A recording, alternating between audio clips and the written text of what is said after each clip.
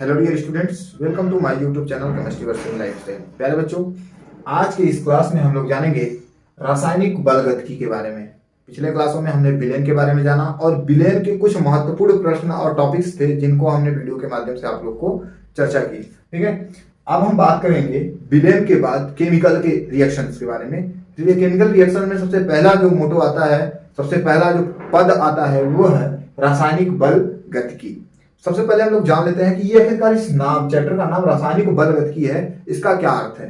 देखिए, हम लोग पढ़ रहे हैं केमिस्ट्री और केमिस्ट्री के अंतर्गत अभिक्रियाएं एक पद से होकर के अंतिम पद यानी क्या कहते हैं उत्पाद होने तक, किससे इधर हमारे अभिकारकों से उत्पाद बनने तक अभिक्रिया की गति को ही हम लोग किसके अंतर्गत पढ़ते हैं, रासायनिक बलगतिकी के अंतर्गत।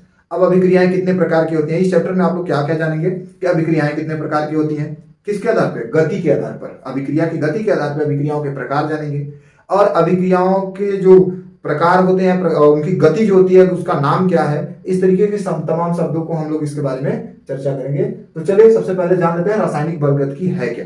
ध्यान दीजिएगा कि रासायनिक अभिक्रिया के दौरान होने वाले गतिक परिवर्तन को, यानी एक सेकंड में या कुछ क्षण में कितना गतिक परिवर्तन होता है, इसी को क्या कहते हैं, रासायनिक बलगतिकी, जिसके अंतर्गत यह अध्ययन किया जाता है, रासायनिक बलगतिकी के अंतर्गत किया जाता है। ठीक है, तो सबसे पहला देखो क्या हमने पर पढ़ा कि स्पीड यानी गति, चाल एक तरफ से चल के दूसरी तरफ चलती है तो उसको क्या नाम देंगे, तो उसको नाम देते हैं अभिक्रिया का वेग या अभिक्रिया दर। क्या नाम देते हैं, अभिक्रिया दर या अभिक्रिया का वेग, अभिक्रिया का वेग।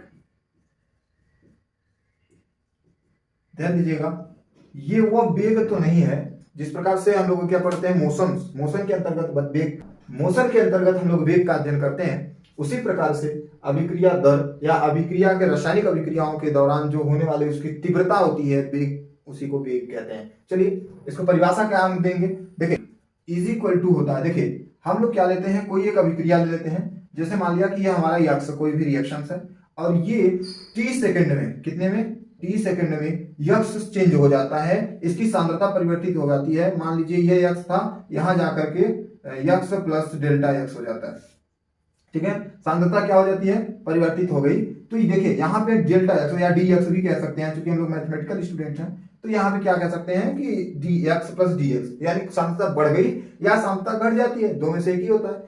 तो हम सांद्रता परिवर्तन की दर को ही, यानी अभिकारक के सांद्रता परिवर्तन की दर को ही अभिक्रिया का वेग कहते हैं, जिसको हम लोग अभिक्रिया का वेग को किससे प्रदर्शित करते हैं। देखिए इस रासायनिक अभिक्रिया के अंतर्गत आप समझ जाएंगे क्या होता है कि यक्स, अगर यहाँ पे हमारा पहला सांद्रता था, बदलने के बाद चाहे कम हुआ हो या ज्यादा, मान लिया हमने कम ही हुआ है, तब ये क्या हो गया, यक्स माइनस डी एक्स। आखिरकार ये डी एक्स क्या है, ये डी एक्स ही परिवर्तन है कि नहीं।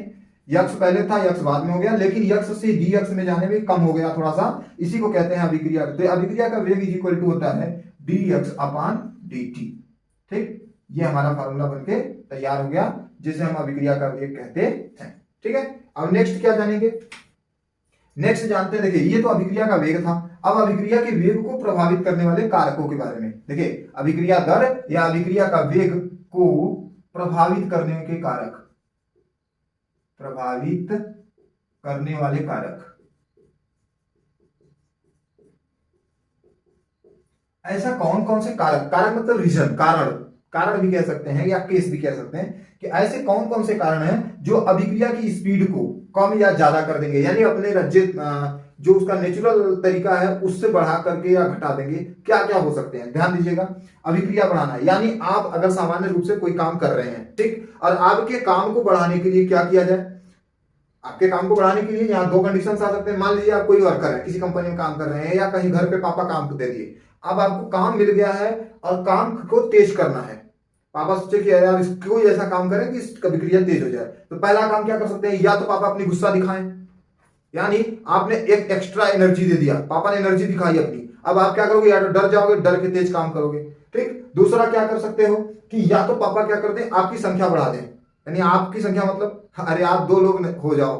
ठीक, तो यहाँ क्या हो जाएगा, जब आप लोगों की संख्या यानी कामगारों की संख्या बढ़ गई तो अभिक्रिया भी तेज होगी, काम तेज हो जाएगा।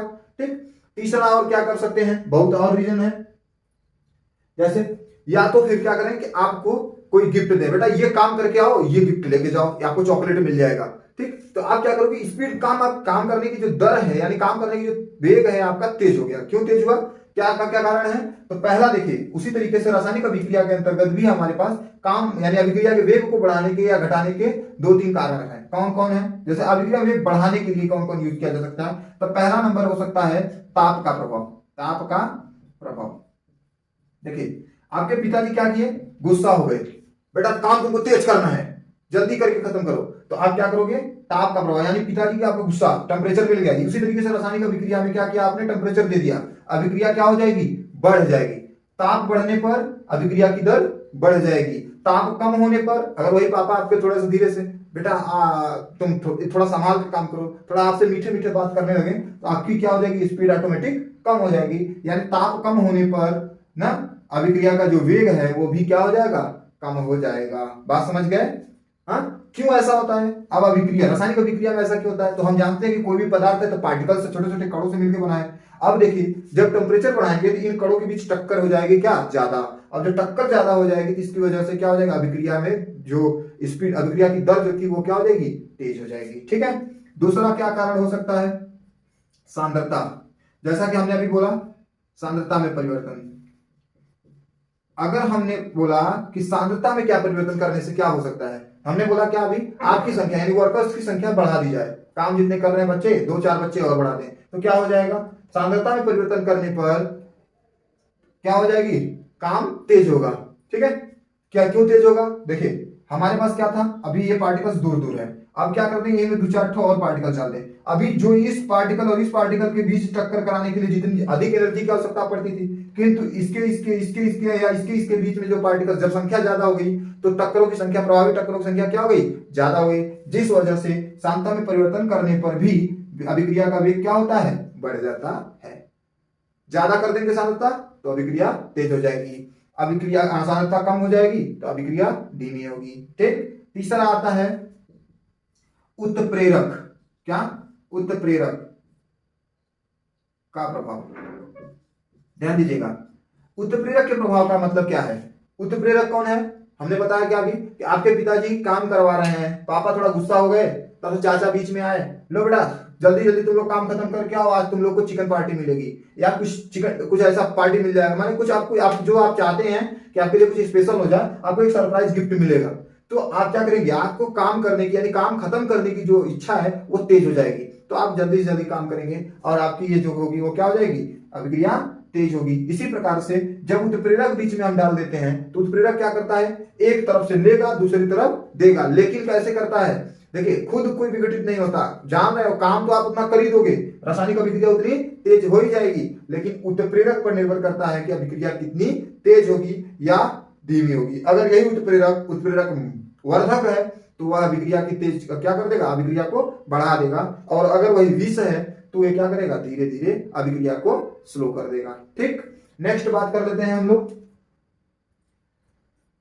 अभिक्रिया। अब देखिए ये तो हो गए हमारे अभिक्रिया की दर और अभिक्रिया के वेग अथवा अभिक्रिया का वेग तथा उसको प्रभावित करने वाले कारकों के बारे में। इसी तरीके से और भी कारक एक दो हैं, तो जितने आपको इंपॉर्टेंट है हमने उतना ही बताया है। ठीक। नेक्स्ट अब बात करते हैं कि अभिक्रिया तो है, लेकिन अभिक्रिया के प्रश्नों में पूछा जाता है, अक्सर 1 नंबर में पूछा जाता है इस चैप्टर से कि अभिक्रिया की आणविकता क्या है।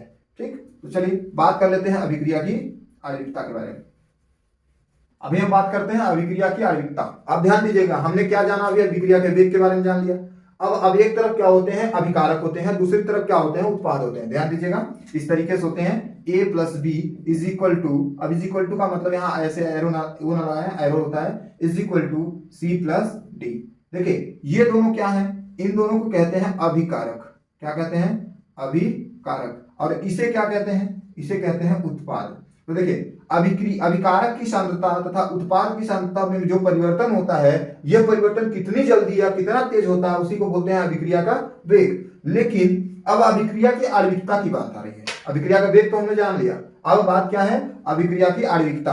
अब देखिए कितने मॉलिक्यूल्स यानी कितने अणु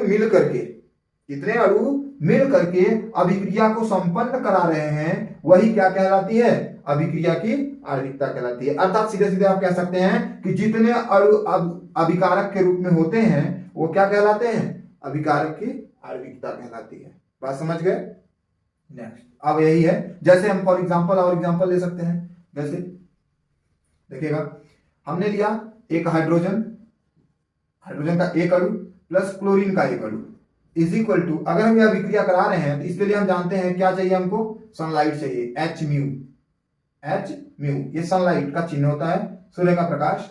अब क्या होगा, यह अभिक्रिया होगी तो यहां बनेगा 2HCl।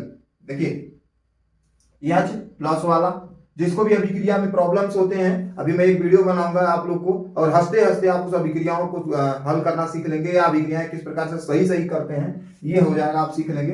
देखिए हाइड्रोजन होता है जो वो पॉजिटिव आयंस रखता है अपने पास, तो ये क्या करेगा, हाइड्रोजन के बाह्य कोश में 1 इलेक्ट्रॉन, क्लोरीन के बाह्य कोश में 7 इलेक्ट्रॉन होते हैं। कितने? 7 इलेक्ट्रॉन होते हैं, इस तरीके से 7 होते हैं। अब क्या करेगा, हाइड्रोजन अपना 1 इलेक्ट्रॉन क्लोरीन को दे करके HCl बनाएगा। लेकिन बेटा अभी कभी कभी देखिए, ध्यान दीजिएगा, अगर आप इसमें कंफ्यूज हो जाएंगे, ये एक्चुअली में ये हाइड्रोजन अपना इलेक्ट्रॉन देता नहीं है, केवल इससे क्या करता है, कोवैलेंट एक बैलेंस बॉन्ड बना लेता है। इस तरीके से ये कहता है कि भाई हमारे पास भी रहेगा और तुम्हारे पास भी रहेगा, जब तुम्हें आवश्यकता पड़ेगी हम अपना दे देंगे, और जब मुझे आवश्यकता पड़ेगी तो तुम अपना दे देना। ठीक, तो इस तरीके से HCl निर्माण करता है, और ये इसी प्रकार से 2 जगह बनते हैं, तो ये बन जाता है 2HCl। अब आप यहाँ बात कर रहे हैं आणविकता की, तो आणविकता क्या है, देखिए हाइड्रोजन का कितना मॉलिक्यूल है, तो कई कुछ लोग कहेंगे ये 2 नहीं, 2 तो परमाणु है, 2 हाइड्रोजन के 2 परमाणु मिलकर के 1 मॉलिक्यूल यहां बनाए हैं, और उसी तरीके से क्लोरीन के 2 परमाणु मिलकर 1 मॉलिक्यूल ये बनाए हैं। अब ये 1 और 1 दोनों क्या हो जाए, तो अभिक्रिया की जो आणविकता होगी वो कितनी होगी, अभिक्रिया की जो आणविकता होगी वो होगी 1 और 1 2। ठीक, इस तरीके से आप लोग इसको समझ सकते हैं। ठीक है, नेक्स्ट क्या एक और एग्जांपल ले लेते हैं। अगर मान लीजिए हमारे पास यही, इसकी आणविकता कितनी हो गई, 2। अब इसकी आणविकता देखते हैं, जैसे हम लोग एक ले लेते हैं N2 प्लस 3H2। अब कुछ लोग कहेंगे सर ऐसा भी तो हो सकता है कि आप 2 यहाँ है 2 यहाँ है इसलिए हमने 2 लिख दिया, कंफ्यूजन हो सकता है। तो देखिए यहां भी हमने लिया 2 और यहां भी हमने लिया 2। अब आप बता सकते हैं कि इसकी आणविकता कितनी होगी। इसके लिए क्या चाहिए हम लोग, देखिए फेरस एंड मॉलिब्डेनम ये अभिकारक हैं, ठीक है। अब इसकी आणविकता कितनी होगी, अब अभिक्रिया के पहले करा लेते हैं, तो अभिक्रिया कराएंगे तो वो बनेगा 2NH3। देखिए 2H2H2H6 या 3 दूनी 6 हो गया सब बराबर। अब क्या कर सकते हैं, N2 plus 3H2 is equal to 2NH3। अब कहते हैं किस प्रकार से अभिक्रिया होगी, क्या इसकी आणविकता कितनी होगी, तो देखिए अभिक्रिया की आणविकता होगी, नाइट्रोजन के बाद यहां कितने हैं, कितने मॉलिक्यूल हैं 1 प्लस इसका 3 इज इक्वल टू 4, अतः इसकी आणविकता कितनी होगी 4। बात समझ गए, तो आप लोग को शायद आणविकता निकालने आ गई होगी। अब आणविकता के बाद हम लोग बात कर लेते हैं अभिक्रिया की कोटि। देखिए अभिक्रिया के वेग के बारे में हमने जाना, अभिक्रिया के वेग परिवर्तित करने वाले कारकों के बारे में जाना, अभिक्रिया की आणविकता क्या होती है ये हमने जाना। अब जान लेते हैं अभिक्रिया की कोटि क्या होती है।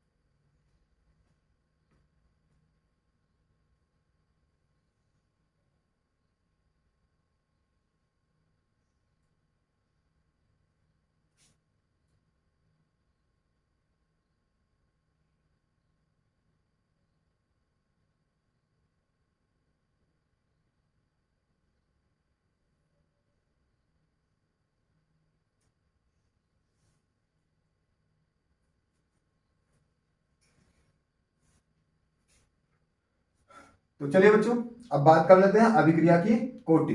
ठीक है, ऑर्डर ऑफ रिएक्शन क्या होता है, ध्यान दीजिएगा। कैसे हम जानेंगे कि अभिक्रिया की कोटि क्या होती है? एक्चुअल में ये एग्जाम में बहुत ही ज्यादा पूछा जाने वाला क्वेश्चन है और इसके साथ ही एक दो न्यूमेरिकल प्रश्न भी आ जाते हैं साथ में लगा के, तो ध्यान दीजिएगा, ध्यान से समझिएगा, आपको ये समझ में आ जाएगा कि अभिक्रिया किस कोटि की है या कौन सी अभिक्रिया किस मैंने निकालना होगा तो हम जान जाएंगे, उससे स्पष्ट कर सकते हैं। देखिए क्या है अभिक्रिया की कोटि, अभिकारक अणुओं की वह संख्या जिनके सांद्रण परिवर्तन से, अभिक्रिया की कोटि की बात हो रही है, देखिए अभिकारक में ही कोटि निकलेगा, ठीक है, संख्या। तो अभिकारक अणुओं की वह संख्या जिनके सांद्रण परिवर्तन से अभिक्रिया का वेग निर्धारित होता है।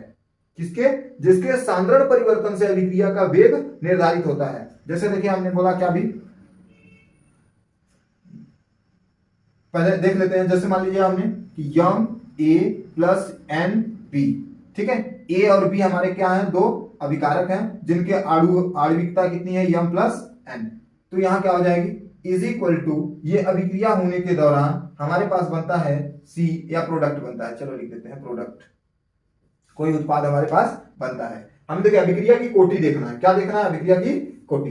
देखिए हमने क्या बोला कि अभिकारकों की वह संख्या या अभिकारकों में अणुओं की वह संख्या जिनके सांद्रण परिवर्तन से, जिनके सांद्रण परिवर्तन से क्या हो जाता है? अभिकारक या अभिक्रिया का वेग निर्धारित होता है, यानी अभिक्रिया कितनी तेज होगी, कौन परिवर्तित हो रहा है कि अभिक्रिया कितनी तेज हो रही है, इस प्रकार से कर सकते हैं। अभी हम एग्जांपल ले लेंगे। देखिए क्या होगा? जिसके सांद्रण परिवर्तन से, जिसके सांद्रण परिवर्तन हो वही उसकी कोटि होती है। ध्यान दीजिएगा, जिसका सांद्रण परिवर्तन हो उसका ही आणविकता हो, उसकी आणविकता, जिसका सांद्रण परिवर्तन हो उसी की आणविकता ले लें, आप दोनों को जोड़ लीजिए, क्या हो जाएगा? टोटल आपको क्या प्राप्त हो जाएगा? या देखिए अब इसकी आणविकता अगर हम निकालेंगे तो देखिए इसकी आणविकता क्या आएगी? आप पहले हम सांद्रण परिवर्तन निकाल लेते हैं। देखिए तो dx अपॉन dt सांद्रण परिवर्तन होगा इज डायरेक्टली प्रोपोर्शनल टू, देखिए m सांद्रता को निकालने के लिए कक्षा 11 में आप लोग पढ़े होंगे, नहीं पढ़े होंगे तो कक्षा 11 का प्लेलिस्ट में जाके देखिए, वीडियो पढ़ा होगा उसमें से देख लीजिएगा।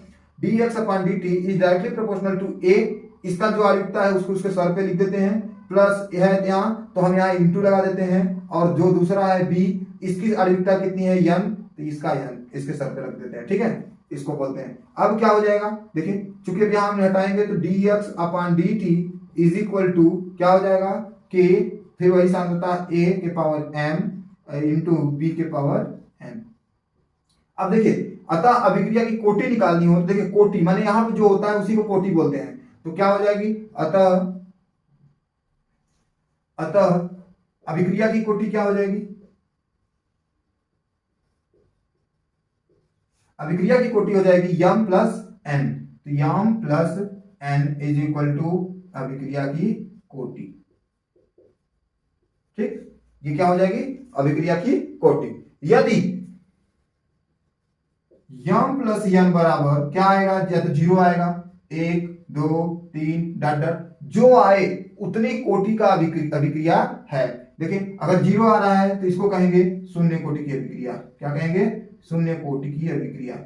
एक आ रहा है प्रथम कोटि की अभिक्रिया, ठीक, ये दो आ रहा है द्वितीय कोटि की अभिक्रिया। इस तरीके से जितने अभिकारक, अब देखिए ये तो होगी प्रश्नों वाली बात, लेकिन अगर आपके एग्जाम में आ जाए कि आपको बताना है कि इस अभिक्रिया की कोटि कितनी है या आणविकता कितनी है, तो आप क्या बताएंगे? ध्यान से समझिएगा, अगर आप समझ जाएंगे तो आपको स्पष्ट रूप से समझ आ जाएगा। देखिए जैसे हम लोग एक एग्जांपल ले लेते हैं, कोई भी बहुत छोटा सा एग्जांपल तो लेंगे, लेकिन प्रथम शून्य सब समझ में आना चाहिए आप लोग को। तो चलिए देखिए एक एग्जांपल ले लेते हैं हम लोग यहाँ CH3 COOC2H5, ये एस्टर है। इस एस्टर का अभिक्रिया कराते हैं किससे? पानी से, जल से, H2O, ठीक। अब क्या होगा? अभिक्रिया यहाँ पे तेज होगी। अब देखिए बनेगा क्या? यहां बनेगा CH3COOH plus C2H5H6 plus H6 C2H5OH।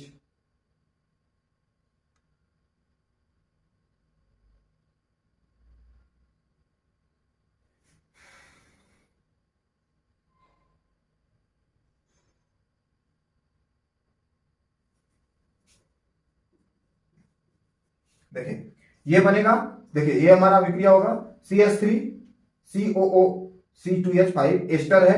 ये एस्टर पानी के साथ अधिकता में अगर रिएक्शन करेगा तो क्या बनाएगा, CH3COOH प्लस C2H5OH। ध्यान दीजिएगा, ये बनाएगा हमारा अभिक्रिया अभिकारक, अरे उत्पाद बनेगा। क्या बनेगा, उत्पाद बनेगा। लेकिन अब देखिए यहाँ पे हमें क्या क्या चाहिए, आणविकता चाहिए और दूसरा क्या चाहिए, कोटि चाहिए। ठीक है, अब आणविकता की क्या होगी और कोटि क्या होगा, ध्यान समझिएगा।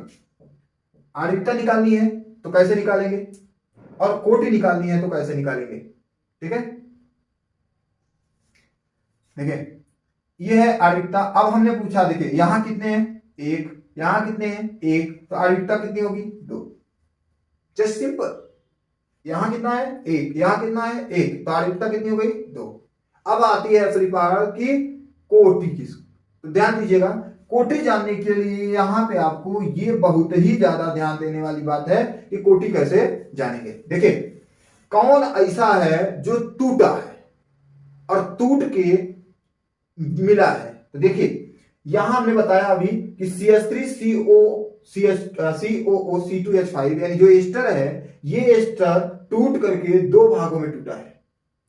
दूसरी चीज, ये जल की अधिकता थी, तो जल तो प्रॉपर वैसे भी अपने आयनों में टूटा हुआ रहता है। अशुद्ध जल जो होता है वो शुद्ध अपने आयनों में टूटा हुआ रहता है, वो केवल मौका ढूंढता है कि कोई उसके साथ रिएक्शन करे। ठीक है, तो क्या होगा, तो इसमें ऐसा है कि एस्टर जो है इसका एक अणु क्या किया है, देखो अपने 2 अणुओं में टूट गया है, जबकि इसमें क्या थे, हाइड्रोजन 2 था, एक ऑक्सीजन था, लेकिन ये हाइड्रोजन ऑक्सीजन के साथ रिएक्ट है, जबकि ये 2 विभाजों में टूट चुका है। देखिए ये क्या करता है, यहां से 2 भागों में टूट जाता है। तो किसके कारण ये देखो अभिक्रिया संभव होगा, ये एस्टर के कारण संभव होगा, अर्थात इस अभिक्रिया की जो कोटि होगी वो होगी 1। क्यों 1, क्योंकि 1 के ही कारण ये संभव हुआ है। बात समझ गए, हाँ ये चीज होता है। क्यों ऐसा हुआ, क्योंकि अगर ये अधिकता में थी, क्यों, क्योंकि ये अधिकता में था, पानी अधिकता था, इसलिए ऐसा हुआ। अगर पानी अधिकता में नहीं होता तो ये ऐसा पॉसिबल नहीं होता। ये पानी कम हो जाए तो ये अभिक्रिया की कोटि 2 हो जाएगी। बात समझ गए, ठीक। अब नेक्स्ट बात करते हैं कि अभिक्रिया की आणविकता और कोटि में क्या अंतर